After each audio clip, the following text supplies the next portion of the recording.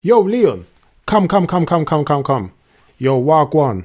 Listen, yeah, are you ready to head back to Raccoon City, where it all began? Your trials and tribulation, your journey, the adventure. Are you ready to close the book? Because if you are, I'll come with you. Because we're brothers in arms, you know what I'm saying? Nakama, Hinde. So let me know, are you ready to go back? Oh, you are, yeah? Say less. Let's go back to Raccoon City.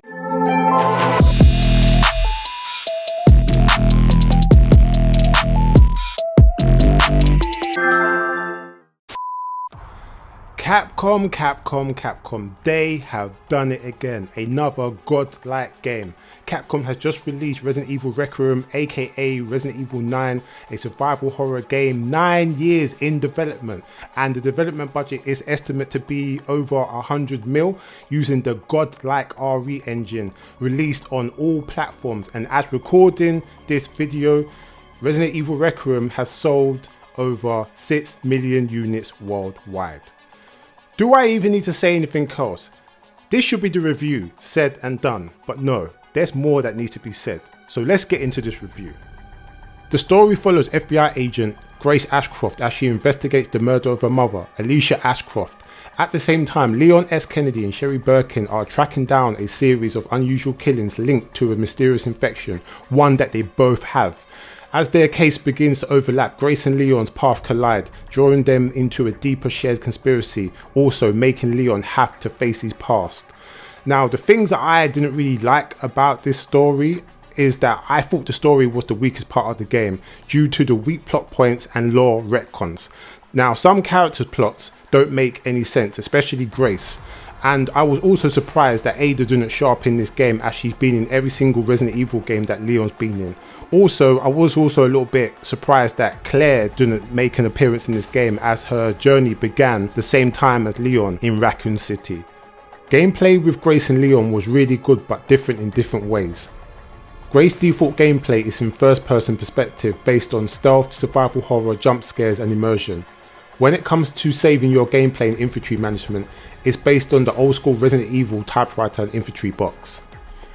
Combat with Grace is hard due to minimal weapons and combat moves centered around sneak attacks and exploding zombies with the blood injector. As you can switch between characters throughout the whole game, the first half of the game is focused on Grace and the second half of the game is mainly based on Leon. I love that Capcom has given you the option to change both characters from first person to third person perspective and vice versa. Leon's default gameplay is in third person perspective, based on attacking, overpowering zombies and monsters with multiple weapons and physical attacks. The only new combat feature Leon has is an axe you can use to attack, block and parry, but it wears down over time and will break if you don't maintain it. To keep it effective, you need to regularly sharpen it to stay combat ready. When it comes to saving your gameplay and infantry management, saves are automatic and he doesn't need an infantry box, as Leon has a big suitcase from the start of the game. The game has 3 major locations that you get to play in, explore and kill zombies: the hotel, the hospital and back to Raccoon City. There is a short segment where you play as Emily/Chloe in the abandoned Raccoon City orphanage, focused entirely on stealth gameplay. It's very reminiscent of the orphanage section in Resident Evil 2 Remake where you play as Sherry Birkin.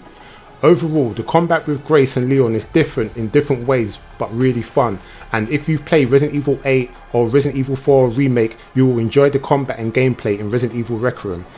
The only real drawback for me is the immersion break, those invisible walls and obvious climbable obstacles that are in the game that just won't let you get past, but it's still a fun game.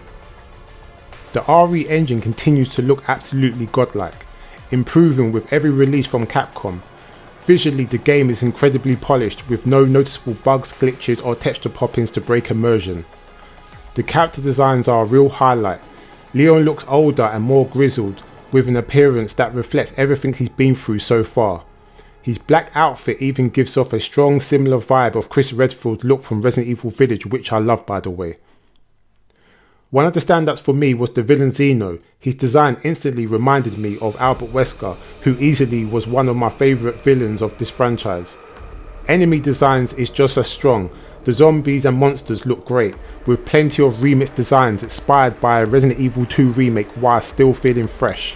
This might actually be the bloodiest Resident Evil game yet, with some of the best blood and gore effects the series has ever seen. It really adds to the intensity and the look of the game. Graphically, the three main locations, the hotel, the hospital and the return to Raccoon City, all look incredible and are packed with atmosphere, giving both Leon and the player a strong sense of nostalgia. The soundtrack is easily one of the best in the Resident Evil franchise. I generally enjoyed around about half of the tracks of the album, which really helped to give the game the atmosphere it needed.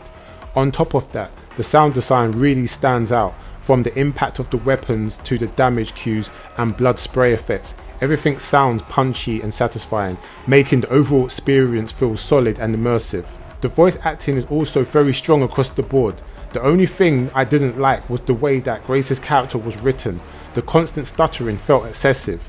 It also didn't quite make sense given that she's an FBI analyst who would have at least had basic weapons training, and you expect her to grow more confident and overcome her fears as the game progressed, which never happened. Let's talk about the general pros and cons of this game. The pros of the game are the gold standard characters, gameplay, graphics, soundtrack, sound design and voice acting. Extremely fun to play with strong replay value, and even more to look forward to with story DLC officially confirmed by Capcom. I would say the cons of the game is the story is the weakest aspect with a few noticeable plot holes, and Grace's character is mostly poorly written. Final verdict. What am I gonna give this game after the experience and the adventure that I went on when I played this game? And I gotta be 100% real. I can't cap, and all I can do is give you my 100% authentic feelings and thoughts and opinions. I have to give this game a strong 9 out of 10. Highly recommended to buy it, play it and keep it. A strong contender for Game of the Year. And with Capcom officially confirming story DLC, there is even more to look forward to. So if you haven't already played Resident Evil Requiem, aka Resident Evil 9, and you like survival horror games, what are you waiting for? I hope you enjoyed this review of Resident Evil Requiem, aka Resident Evil 9. And also, if you want to check out my gameplay, you can check it out on my channel, me live streaming the game from beginning to end. Godlike game, by the way, really enjoyed it, so go and check it out. Really cool. And fun fact, it's actually the first time I've actually live streamed a game on YouTube from beginning to end, so go and check it out. And also, I hope you enjoyed this video in general and any of my content. And if you do, please like, subscribe, hit the bell notification if you like this video or any of my content.